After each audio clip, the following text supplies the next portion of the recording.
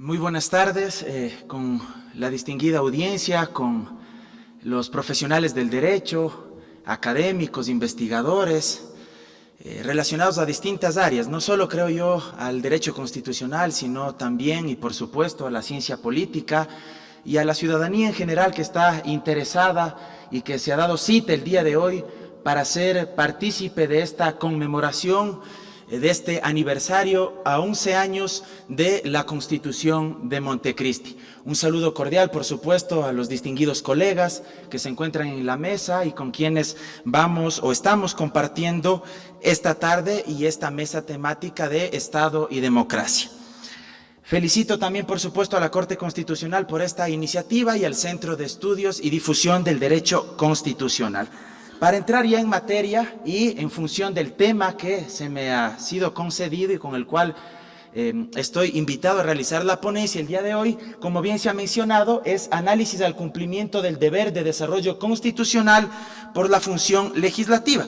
En ese sentido, yo quisiera que pasemos a un pequeño esquema, una pequeña tabla de contenidos, si es que ustedes quieren que lo denominemos así, para poder de alguna manera organizarnos en esta pequeña presentación y poder darle cierta estructura secuencial al contenido que yo me he permitido preparar para cada uno de ustedes. En primer término, brevísimos antecedentes. En segundo lugar, los cuerpos normativos a expedirse, que tenía como obligación hacerlo en función a las disposiciones constitucionales del texto de Montecristi y que debía cumplir la Asamblea Nacional del Ecuador. En tercer término, las leyes que fueron aprobadas, el cumplimiento de los plazos que establecía la Constitución de Montecristi y la conflictividad política, por supuesto, que existió también, si es que el tiempo nos da, si no, pasaremos brevemente ese aspecto relacionado a ciertos nudos críticos sobre leyes emblemáticas que en su momento se discutieron. Y por supuesto podremos observar si los plazos se cumplieron o no. En cuarto lugar, ¿qué se podría activar dentro de los dispositivos o dentro de las acciones constitucionales desde la ciudadanía para poder exigir el cabal cumplimiento de las disposiciones o de las normas del texto constitucional que obligan o que conminan a un organismo con capacidad o con potestad normativa, como es en este caso la Asamblea Nacional? Y hago referencia puntual en este acápite, si ustedes quieren, a la acción de inconstitucionalidad por omisión. En quinto lugar, ciertos casos, llamémoslo evidencia empírica sobre fallos o sentencias de la Corte Constitucional, y una breve reflexión final en último término. Avancemos, por favor. Como antecedentes, ustedes conocen que el texto normativo fue aprobado por la Asamblea Nacional Constituyente a través de un referéndum constitucional y recibió un respaldo popular en términos porcentuales del 63.93% de los votos válidos. La Constitución de la República del Ecuador, que actualmente nos rige, se encuentra vigente desde el 20 de octubre del 2008 y me parece que esta fecha es importante de tomarla en consideración si es que queremos hacer un análisis real y verificar si es que se cumplieron o no los plazos que la Constitución exigía al Parlamento de la época para expedir determinadas normativas. Avancemos, por favor. Ahí ustedes tienen un interrogante, un cuestionamiento. ¿Cuál era el deber de la función legislativa por mandato constitucional de Montecristi? Avancemos a la siguiente lámina. Ahora sí, me parece que vamos a ir entrando un poco en materia y vamos a ir entrando más en calor respecto del tema que el día de hoy nos ha convocado. La Constitución de Montecristi, en la disposición transitoria primera, establecía la obligatoriedad del Parlamento ecuatoriano de expedir, de deliberar previamente, de hablar, de discutir alrededor de 19 proyectos normativos. ¿Y por qué digo alrededor y no digo exactamente?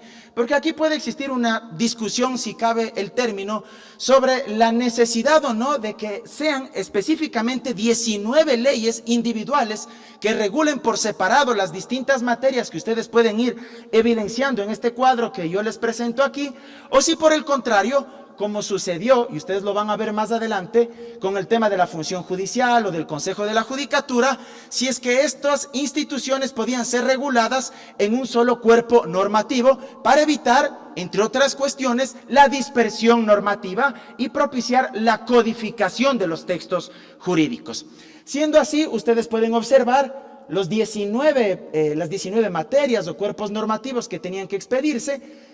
Los 6 primeras o las 5 primeras, la vista me falla un poco, las 5 primeras materias o sectores que tenían que regularse en 120 días, en un plazo de 120 días, desde que fue expedida la Constitución, desde el 20 de octubre del 2008, y las siguientes en un plazo de 360 días, ¿sí? Todas las que ustedes observan aquí. Ahora pasemos a la siguiente lámina, por favor. Y aquí vamos a ir evidenciando una serie de cuestiones que vinculan a dos áreas, y yo por eso en mi introducción mencionaba la importancia de realizar un análisis jurídico constitucional de este tema, pero sin menoscabar o sin dejar de lado la cuestión política o politológica, porque estamos hablando de un deber constitucional de un órgano colegiado que es por naturaleza eminentemente político.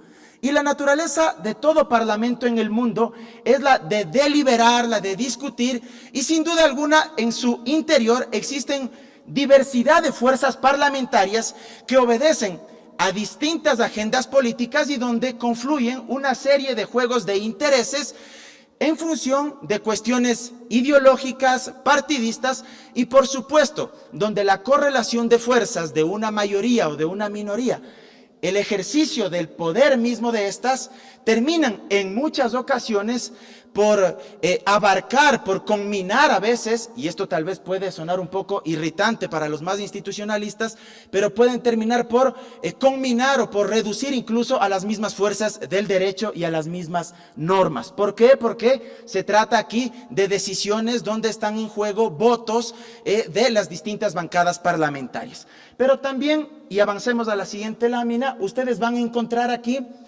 qué leyes de las que establecía la disposición general primera de la Constitución de Montecristi fueron iniciativa del Ejecutivo, y me parece que son 10 proyectos de ley que fueron iniciativas del Ejecutivo y las restantes fueron iniciativas del Legislativo.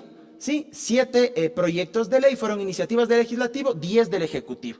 Y aquí quisiera hacer una pequeña pausa y también recapitular a breves rasgos algo que mencionó Patricia, que me pareció muy importante, sobre esta serie de dispositivos institucionales, constitucionales, que históricamente de alguna manera lo que nos arrojan como resultado es un presidencialismo fuerte, es decir, un ejecutivo con bastantes atribuciones, tal vez en desmedro o en desequilibrio de la función legislativa, y de alguna manera en este sentido evidenciamos aquí que las capacidades burocráticas, administrativas, para hablar tal vez en términos mucho más coloquiales, más cotidianos, los equipos institucionales del Ejecutivo probablemente tenían mayor incidencia sobre los equipos técnicos, jurídicos, políticos de los legisladores, y eso hacía que la iniciativa provenga fundamentalmente del Ejecutivo, además de la correlación de fuerzas políticas que en ese momento existe. Y por eso me parece fundamental analizar el contexto histórico en que se debían cumplir con estos plazos. El contexto histórico en que se aprueba la Constitución de Montecristi nos arroja hacia un partido político o un movimiento político, para ser más precisos, un movimiento político dominante que tenía prácticamente, o que había abarcado el doble principio de legitimidad, tanto la función ejecutiva como una mayoría clara, evidente en la asamblea de turno del periodo 2009-2013. Ahora bien, esa mayoría del 2009-2013, si ustedes la recuerdan y hacemos un poco de memoria histórica, recordarán ustedes que esa mayoría no era una mayoría absoluta y demasiado holgada. Era una mayoría que se sostenía con determinados aliados y que sobrepasaba con las justas el umbral de la mayoría absoluta, que son 70 votos de los 137 integrantes del Parlamento, y que es el número de votos que se requiere para poder aprobar una de las leyes o uno de los cuerpos normativos que debían expedirse. Adicionalmente, ¿qué observamos aquí? Una clara incidencia del poder político de la función ejecutiva en la correlación o en el equilibrio de poderes que en ese momento existían en nuestro país. Y ya respecto de los plazos, podemos observar, si ustedes se fijan en la columna de acá de la derecha, bueno, previamente en esta columna la fecha de publicación, aquí la fecha tope que se tenía para cada uno de los proyectos de ley o de las iniciativas, y acá ustedes tienen el tiempo de retraso. Y hay proyectos de ley que fueron aprobados hasta con 5 años de retraso, como fue la Ley Orgánica de Educación Superior, 7 años de retraso la Ley de Cultura, 5 años el Código Orgánico Integral Penal. ¿Cuál más me llama mucho la atención? 4 años la Ley del Sistema Nacional de Registro de Datos Públicos.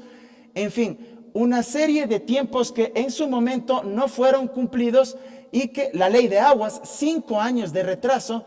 Y hay otra, la Ley de Comunicación, no sé si se me cayó, ¿por dónde está? 4 años de retraso la Ley de Comunicación.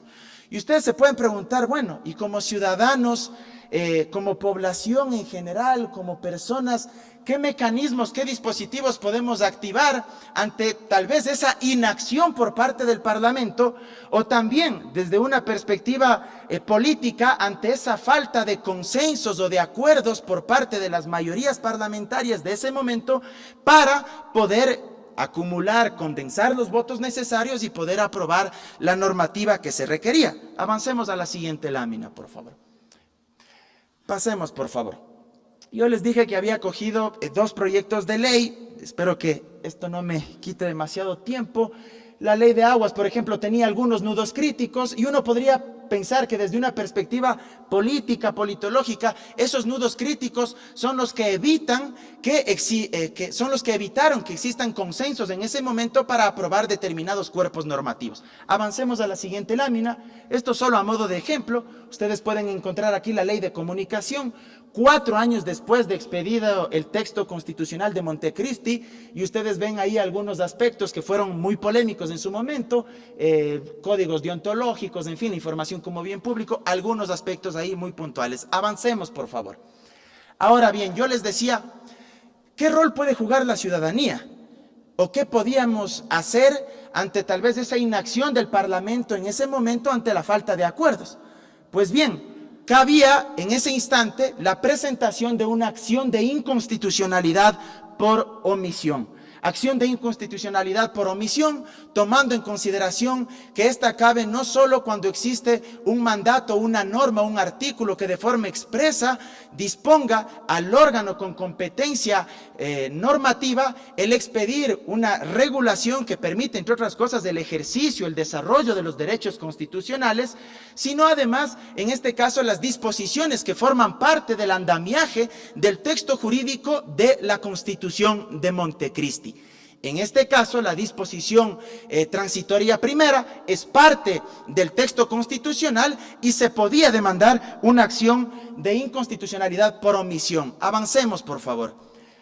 Aquí ustedes pueden observar un pequeño flujo que me parece que es importante para que ustedes lo puedan analizar. El control constitucional de las omisiones normativas, que se encuentra establecido en la Ley Orgánica de Garantías Jurisdiccionales y Control Constitucional, y se realiza un examen por parte de la Corte Constitucional, un examen de las omisiones normativas. Hay que tomar en consideración que cualquier ciudadano podía activar o puede activar esta acción constitucional, esta acción de inconstitucionalidad por omisión. Los órganos competentes omiten un deber claro y concreto de desarrollar normativamente los preceptos constitucionales. En este caso era la Asamblea Nacional. La Corte Constitucional podría determinar plazos para poder expedir o regular, de alguna manera combinar a la Asamblea Nacional para que pueda expedir la ley pertinente o adecuar formal y materialmente determinada norma de determinado cuerpo legislativo. Pero si es que la Asamblea no lo hiciera dentro de los plazos establecidos por la Corte Constitucional, la Corte podría emitir o dictar reglas jurisprudenciales como han sucedido en determinados casos, y el Pleno de la Corte Constitucional puede establecer una fase de seguimiento para verificar si es que se está cumpliendo el contenido integral de su sentencia o de sus dictámenes. En este caso queda claro que se podía presentar acción de inconstitucionalidad por omisión. Avancemos, por favor. casos o evidencia empírica que se pueden encontrar relacionados a este tema. La sentencia de la Corte Constitucional por acción de inconstitucionalidad por omisión contra la Asamblea Nacional. Aquí ustedes pueden ver el número de la sentencia. Inconstitucionalidad relativa por omisión del artículo 81 de la Constitución. ¿Qué dice el artículo 81? Ahí está citado prácticamente de forma textual. Establecía que la ley establecerá procedimientos especiales y expeditos para el juzgamiento y sanción de los delitos de violencia intrafamiliar, sexual, crímenes de odio y los que se cometen contra niños, niñas, adolescentes, jóvenes, personas con discapacidad, adultos mayores. La Asamblea, en la parte resolutiva de la sentencia, a que le conminaba la Corte, en lo fundamental, que la Asamblea Nacional, en ejercicio de su facultad prevista en el artículo 120, numeral 6 de la Constitución, instrumentaliza en el plazo de 1 año, contados a partir de la notificación de la presente resolución, un procedimiento unificado, especial y expedito para el juzgamiento y sanción de los delitos de violencia intrafamiliar, sexual, crímenes de odio, todo lo demás que acabamos de mencionar. Si esto se cumplió o no, no me pidan que me haga un harakiri porque eso me puede ocasionar bastantes problemas de carácter político, pero esto a modo de broma nada más. Eso después lo podemos seguir discutiendo en la ronda de preguntas. Podemos avanzar hacia otra lámina, por favor. Otros casos del deber de desarrollo constitucional por parte de la función legislativa. La sentencia número 01818 sin Corte Constitucional del 1 de agosto del 2018.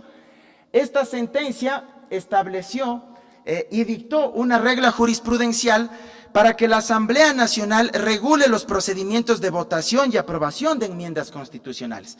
Esta sentencia es muy paradigmática, por llamarlo de alguna manera, porque la misma es la que declaró la inconstitucionalidad de las enmiendas constitucionales aprobadas por el Parlamento en el año 2015, por parte de la propia Corte Constitucional, que en su momento había emitido el dictamen de constitucionalidad, había hecho el control previo, pero declaró la inconstitucionalidad de las mismas por vicios de procedimiento o vicios,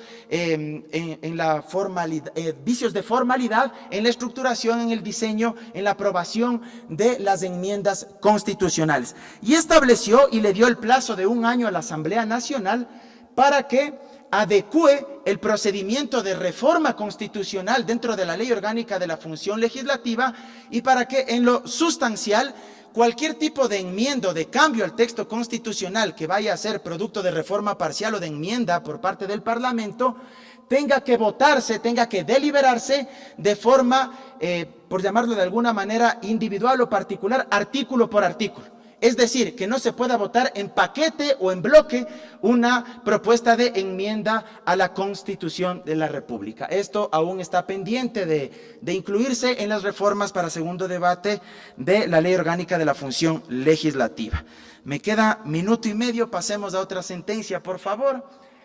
Hay otra sentencia de inconstitucionalidad donde la Corte Constitucional le dispuso a la Asamblea Nacional que en el caso de la Ley de Seguridad Social se modifique y armonice con las disposiciones constitucionales de igualdad y participación el tercer inciso del artículo 28 de la ley que dice esto exactamente sobre los representantes de los empleadores, el principal y el alterno ante el Consejo Directivo del IES. Se estableció que se violentaba el principio de igualdad ante la ley, el derecho a la participación del resto de empleadores, porque únicamente se segmentaba hacia estos actores o agentes económicos para que puedan tener representantes. Y se establecía que de manera urgente la Asamblea Nacional adopte y adecúe la Ley de Seguridad Social a este contenido de la sentencia de la Corte. Pero aquí encontramos que no establece un plazo, solo dice de manera urgente. Y eso de manera urgente también puede ser demasiado ambiguo, porque eso de urgente puede ser como que en 30 días o en 180 días, y eso también puede dar pie para que no se tome una medida adecuada. Y para ir cerrando, yo quisiera que avancemos y más bien al final podríamos discutir. Avancemos, ese es un caso que en su momento se presentó por la disposición transitoria primera. Avancemos simplemente a modo de reflexión final y para terminar y ajustarme a los 20 minutos. Creo que siempre van a estar en conflicto las decisiones de un órgano con legitimidad democrática, que en este caso es la Asamblea Nacional, una Cámara de Representantes, un Parlamento, y un órgano con carácter contramayoritario como son las Cortes Constitucionales o los Tribunales Constitucionales. Personalmente considero y creo con absoluta convicción que desde una perspectiva, desde un enfoque fundamentalista, es muy necesario que exista un órgano de control constitucional que sea vigilante del fiel cumplimiento de los derechos constitucionales y que por sobre todas las cosas esté observando, esté vigilando, controlando, conminando, de ser necesario, a cualquier órgano institucional del Estado, que los derechos y la Constitución están por encima incluso de cualquier mayoría, por más legítima, por más democrática que ésta sea.